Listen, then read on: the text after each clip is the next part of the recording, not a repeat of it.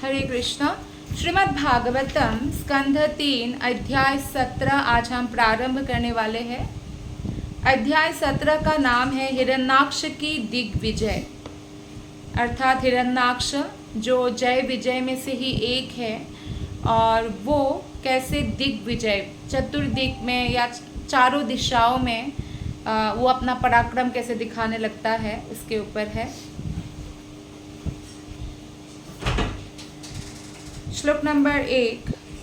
मैत्र उवाच निशम्यात्मा भुवा गीतं कारणं शङ्कयोज्जितः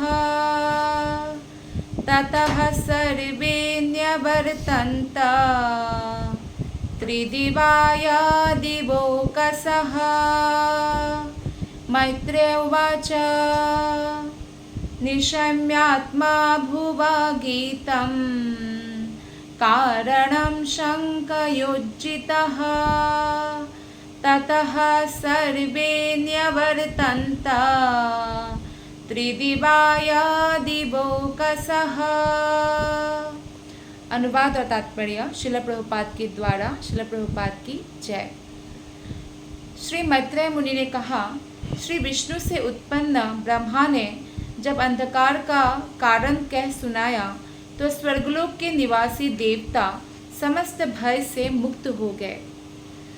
इस प्रकार वे सभी अपने अपने लोकों को वापस चले गए। अब यहाँ पे प्रश्न आ सकता है कि वो भय से क्यों मुक्त हो गए, पहले भयभीत क्यों थे? क्योंकि चारों दिशाओं में अंधकार छा रहा था, सूर्य का रोशनी भी म्लान पड़ रहा था। सूर्य की रोशनी से ही स्वर्गलोक भी उज्जवल होता है, लेकिन वो भी म्लान पड़ रहा था। तो अंधकारग्रस्त होने के कारण ऐसी घटना से देवतागण भयभीत हो उठे थे। इसीलिए ब्रह्मा के निकट परामर्श हेतु गए और जानने हेतु गए कि आखिर क्या कारण है इसका। इससे यह संकेत मिलता है कि इस भौतिक जगत में प्रत्येक जीवात्मा भय से ग्रस्त होता है। अगर देवता जो स्वर्गलोक के निवासी है वो भय से ग्रस्त हो सकता है तो कोई भी व्यक्ति भय से ग्रस्त हो सकता है। यानी देवताओं में भी भय तत्व विद्यमान रहता है। पर इस श्लोक से हमें पता चलता है कि अब समस्त देवता भय से मुक्त हो गए, क्योंकि वो समझ गए ब्रह्मा जी के कथन से कि ये जय विजय है जो अभी असुर के रूप में जन्म लिया है, ये सब भगवान की योजना है। और इस तरह से देवतागण अब भय से मुक्त हो गए। जो देवतागण होता है उसमें बहुत सारे दैविक गुण होते हैं, वो साधारण मनुष्य जैसा बर्ताव नहीं करते हैं। देवताओं और सामान्य जनों में यही अंतर होता है। प्रभुपाद जी कहते हैं कि देवता जब भी कोई मुसीबत में पड़ते हैं परम ज्ञानी के पास जाते हैं। जैसे यहाँ पे हमें उदाहरण मिलता है कि देवता ब्रह्मा जी के पास गए, जबकि पृथ्वी पर रहने वाले सामान्य व्यक्ति जो है वो परम ज्ञानी का अनादर करते हैं। कितने लोग हैं जो भक्त का, साधु महात्मा का आदर करते हैं। तो इसलिए ये बहुत सत्य बात है कि जो स्पिरिचुअली एडवांस्ड लोग हैं वो भौतिक रूप से एडवांस लोग उनको क्या समझते हैं कि ये लोग तो नकारा है, ये कुछ भी नहीं करते हैं। कई बार लोग ऐसा समझते हैं, लेकिन जो आध्यात्मिक रूप से परिपक्व व्यक्ति है वो जानता है कि कभी भी हम मुसीबत में पड़े तो हमें ऐसे साधु या महात्मा के पास, परम ज्ञानी लोगों के पास सलाह के लिए जाना चाहिए। यदि लोग परम ज्ञानी के पास पहुंच सके तो इस ब्रह्मांड की प्रत्येक प्रतिकूल अवस्था सुधर जाए। अभी देखिए लोग परम ज्ञानी के पास जाते नहीं हैं, अर्थात जो भगवान की भक्ति में बढ़े चढ़े हैं, आध्यात्मिक ज्ञान से परिपूर्ण हैं, ऐसे लोगों के पास जाते नहीं हैं। और जाते भी है कोई तो उनमें से कितने लोग हैं जो उनकी आज्ञाओं को पालन करते हैं।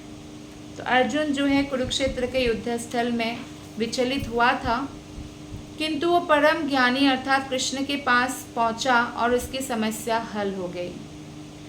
तो जब भी हमें कोई मुसीबत होता है, हमारा मन विचलित होता है, आध्यात्मिक रूप से जो बड़े चढ़े लोग हैं उनसे हम बात करें तो क्या होगा, हम उन मुसीबतों से मुक्त हो जाएंगे, क्योंकि ये सब जो विचलित होता है मन, ये हमारे विज़न की वजह से होता है, हमारे दृष्टिकोण की वजह से होता है।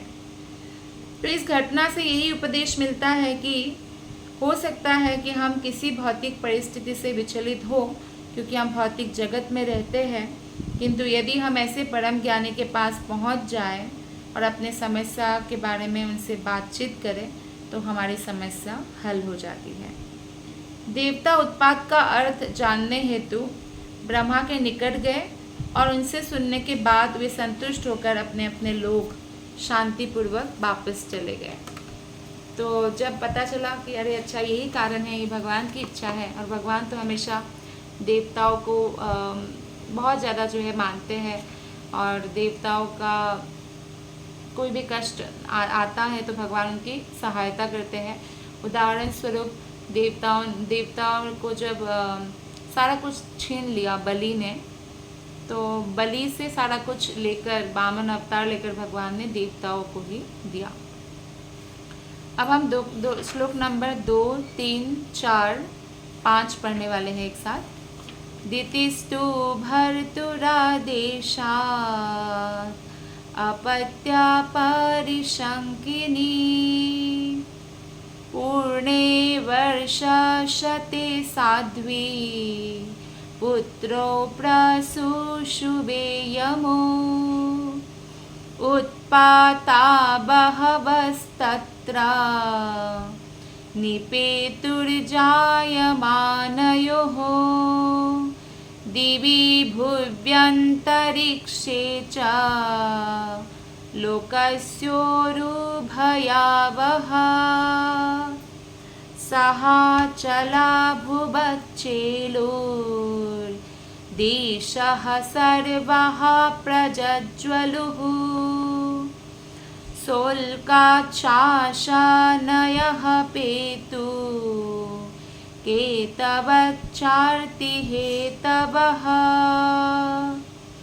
वावो वायुः सुदुः स्पर्शः फुत्कारानिरयन्मुहुः उन्मूलयन्न गपतिन् वात्यानिको रजोध्वजः।